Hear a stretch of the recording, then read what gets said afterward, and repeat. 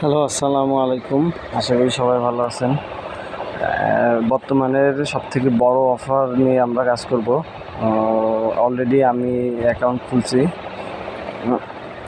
দেখেন, ultra pro exchange, ঠিক আছে?